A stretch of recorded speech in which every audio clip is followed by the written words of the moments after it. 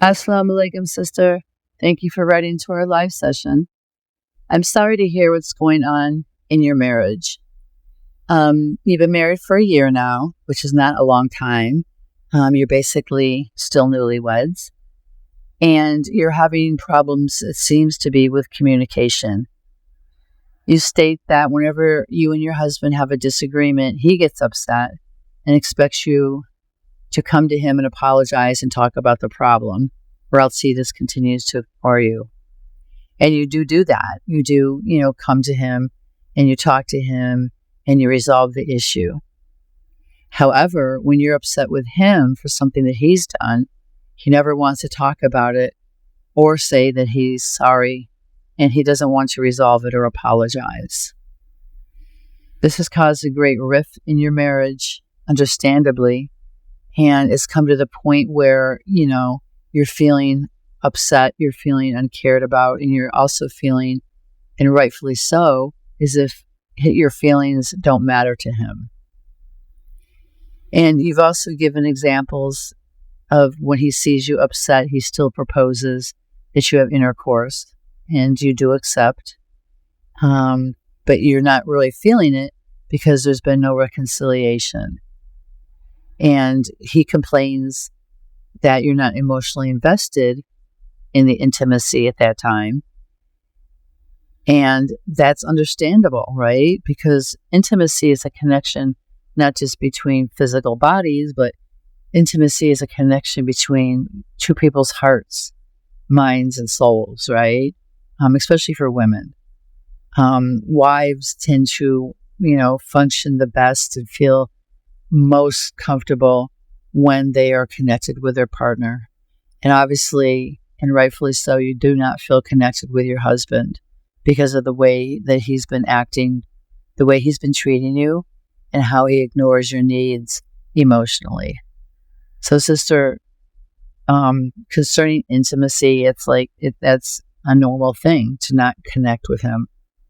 I just want to add on that, you're not a sex slave. You don't have to have sex with him, right?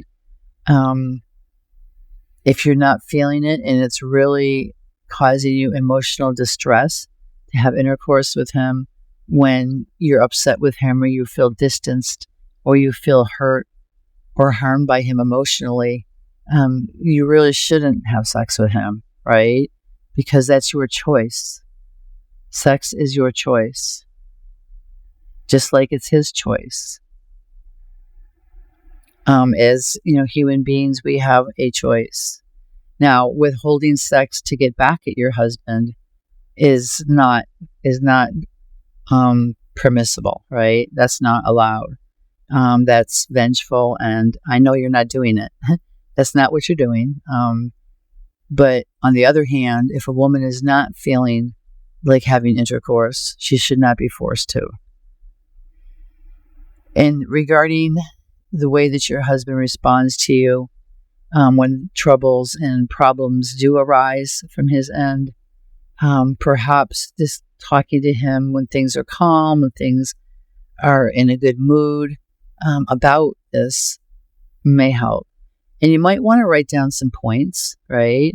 You might want to write down points about, certain instances where he said or did something to hurt you, but yet he wouldn't let you speak about it or express your feelings, and you felt rejected.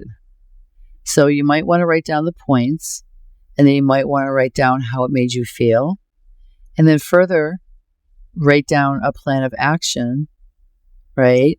Like, for instance, if he said something mean to you and it hurt your feelings, you could express that and then say, well, it would be nice and it would be helpful if you would, validate my feelings, apologize, and we can move forward, right? So a lot of this is about communication, and it's also about your husband feeling kind of self-righteous in the fact that he doesn't have to acknowledge anybody else's feelings except for his own. And that's really not a good trait, right? Additionally, marriage counseling may do you both good.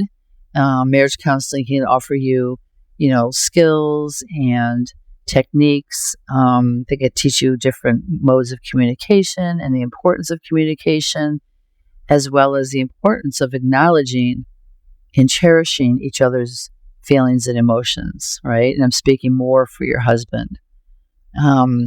You seem to, care very much about how he feels, and you try to rectify things, which is what we should do.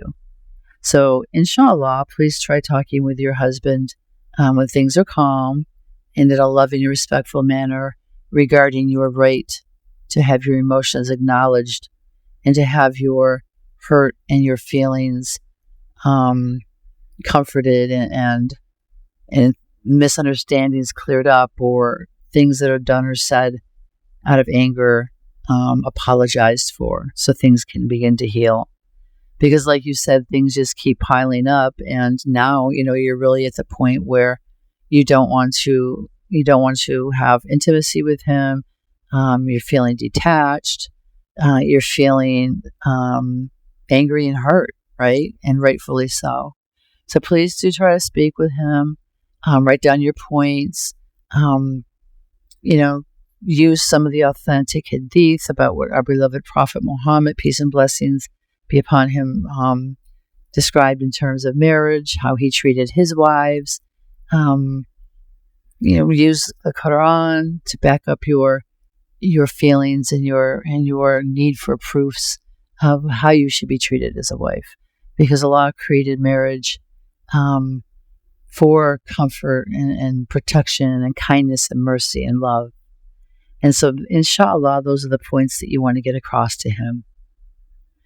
So, sister, please do speak with him, and also, possibly bring up the suggestion of marriage counseling, which inshallah would be a great benefit.